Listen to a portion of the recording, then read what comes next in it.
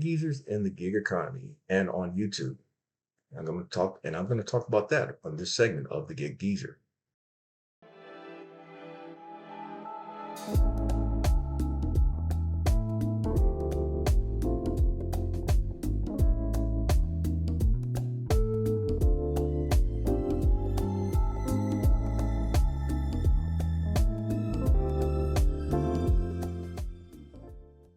If this is your first time checking out the Gig Geezer, if you're a returning visitor of the Gig Geezer, hey, thanks for coming by. And if you would not mind, hit that subscribe button, give my content a thumbs up, share my content among others, and I definitely welcome your comments in the section below.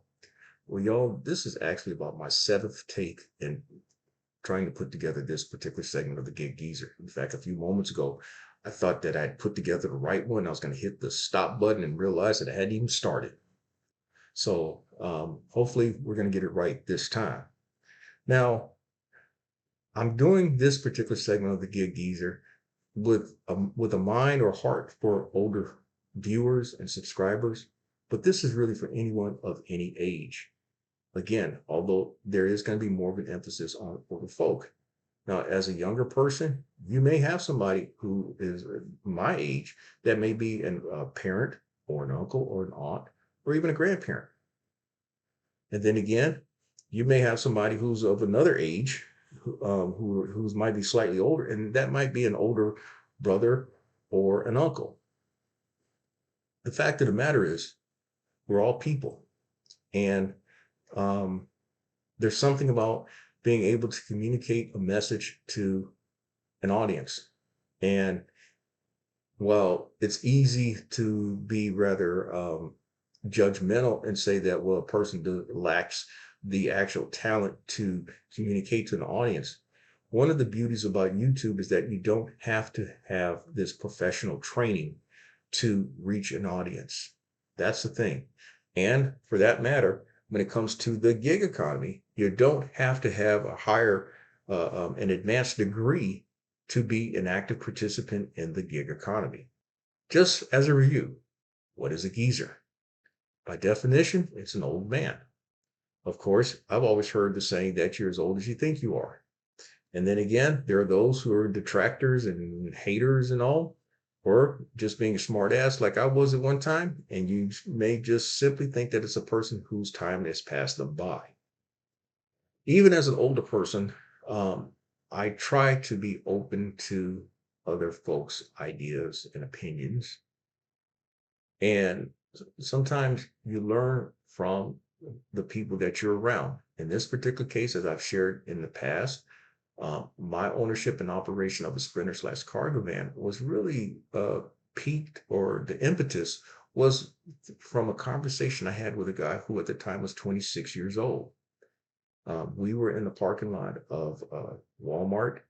He was there to do a roadie, and what I would later learn to find out was a Walmart Spark order. I was there for a roadie. I was in my F-150. He was in a Dodge Ram City mini cargo van. And it wasn't so much about him having that van, it was the fact that he was using it to make money. And that's what caught my attention. There were some other things that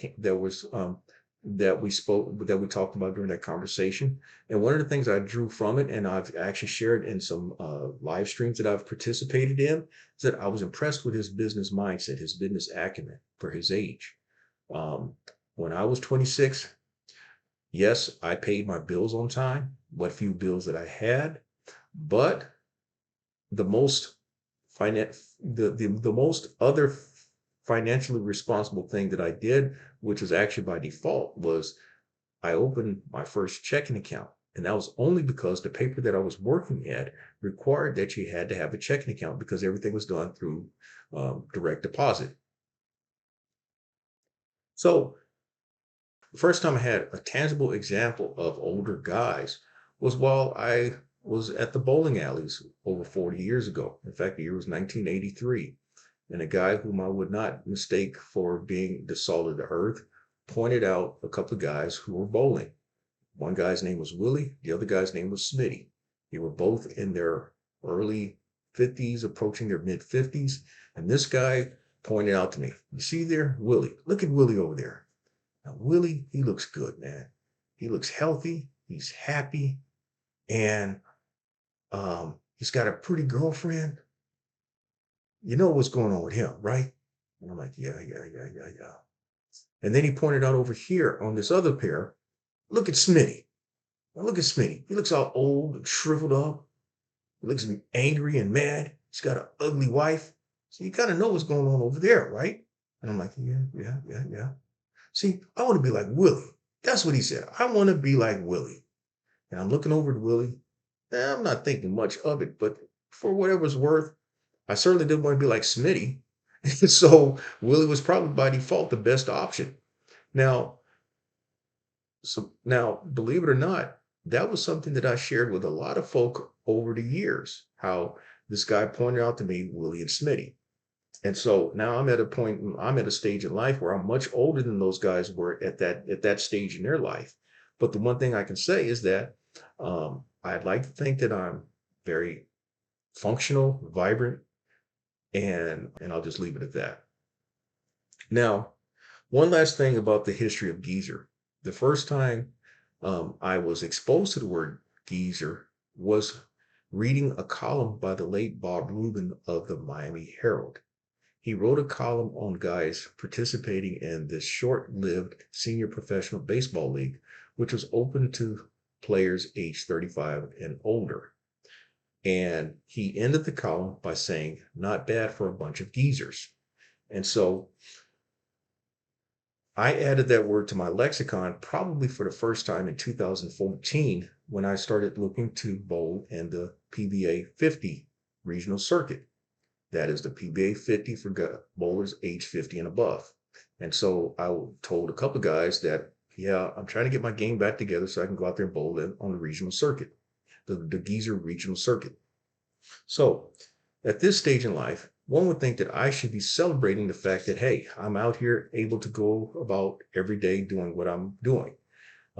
I've mentioned that my personal enterprise deals with gig food delivery apps, last mile gig delivery apps, brokered load opportunities, and a combination of other 1099/cash game work. But a lot of the income has been derived through last mile gig delivery work, which involves a lot of lifting and a lot of pulling and tugging on things.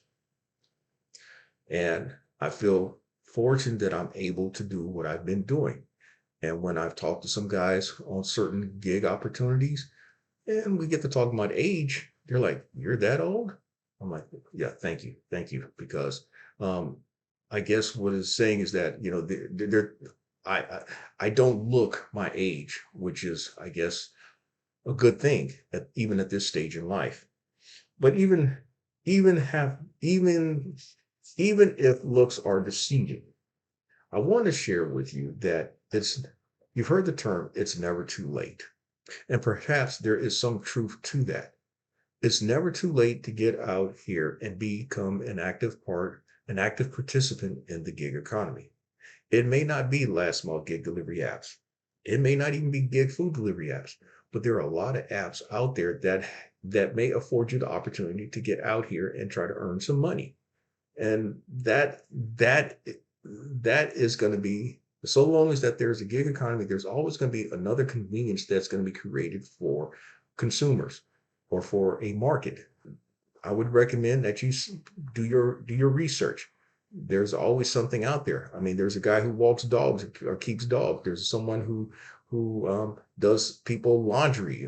There's a lot of things that are done on gig apps, and so find something that may suit you best. Another thing, it's never too late to consider becoming a YouTube content creator.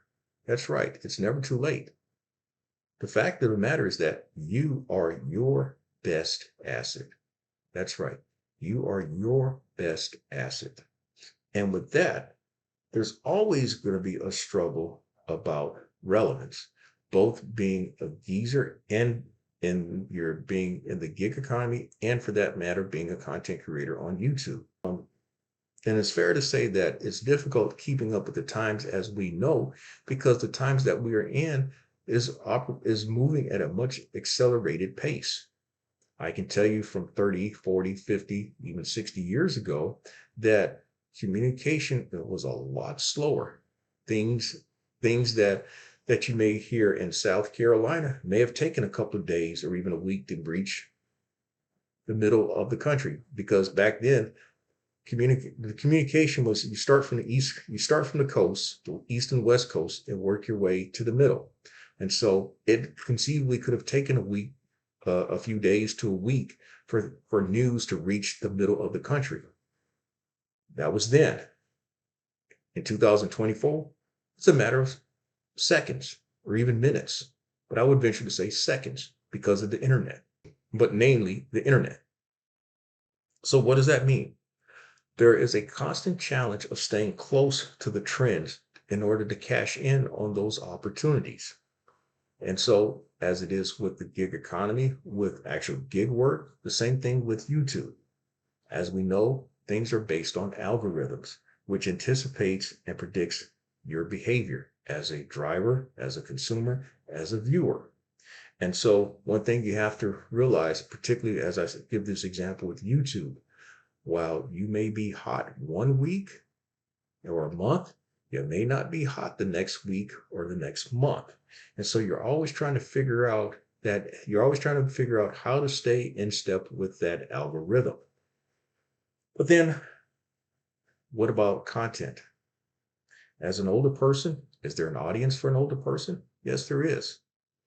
On YouTube, I'll give you a breakdown of my audience. My largest demographic is between ages 35 and 44. A third of my viewers and subscribers are in that demographic. My second largest demographic are those between ages 45 and 54. They comprise just under 30% at 29.6. My third largest demographic are those who are in my demographic, ages 55 to 64. They comprise 17.9%. My next largest demographic are those between age 25 and 34 at 17.3%. And those 65 and above are 2.2%. So yeah, I suppose then the question is, how can a person resonate with what you're sharing in this medium? And do people find authenticity with you? That's all in how you bring that content to your viewer. And I will say this, the algorithm will work to try to find those viewers on your behalf. That is right. So you don't have to have an advanced degree to be an active participant in the gig economy. I'll put it like this. The gig economy, there's something for everyone in the gig economy. The question is, are you willing to find what's going to suit you? Also, there's an audience. There's an audience out here. There's a big audience, a big viewing audience out here with YouTube, social media. And the question is just putting together content, and hopefully the content that you put together will resonate with a viewer with the help of the algorithm. Now, that may not be the most scientific answer, but it's something to start with. And so with that, if you like the content that's been provided in this segment of the Gig Geezer or in any other segment, hit that subscribe button, give my content a thumbs up, share my content among others, and I definitely welcome the comments in the section below. I'm in Wood Lane, as always. May your grind and may your hustle continue.